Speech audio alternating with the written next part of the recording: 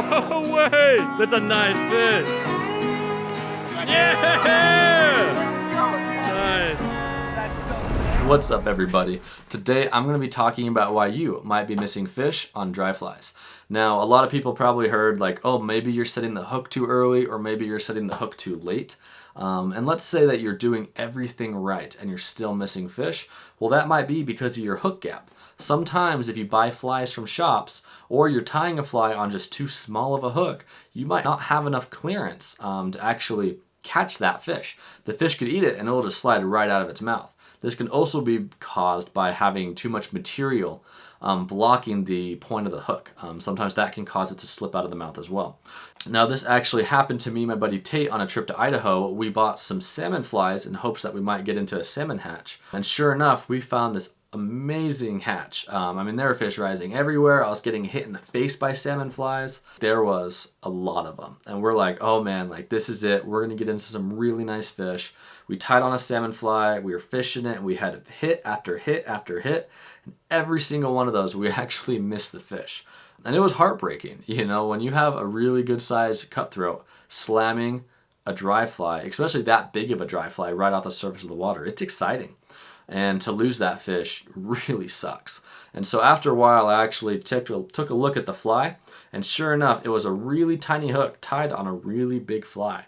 And on top of that, some of the hackle around the collar of that fly was actually blocking the point of the hook. So I actually took my clippers and I trimmed up those fibers so the point of the hook was clear. And I took my pliers and I bent that hook. I manually bent it in a way that gave it a little bit more of a hook gap.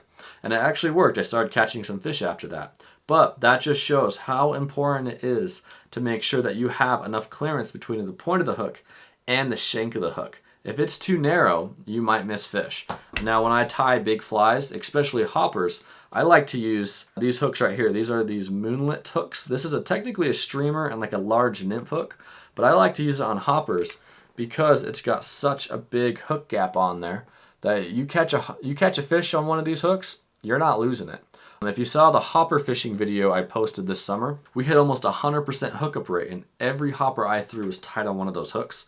And we caught some really nice fish. I don't think I had one fish that I actually didn't set the hook too early. I missed a few fish from setting too early, you know. The excitement gets the best of me sometimes. But if I set the hook properly, I hooked up with every single fish. I didn't miss a single one. So yeah, I'll also have a link to these hooks down below in the bio if you guys want to check these out. But yeah, if you're tying large flies, make sure that you have enough clearance on the hook. And on small flies, make sure that the fibers aren't tied in a way that's blocking the hook. If it is, just take some scissors and trim those down. I see a lot of this with small flies that use hackle. Sometimes the hackle can be a little bit too long or tied on too thick in a way that actually blocks that point of the hook. But yeah, I hope these tips help you guys out, and if they do, check out some more of my videos. I'll have one linked right here, and I'll see you guys in the next video. See ya!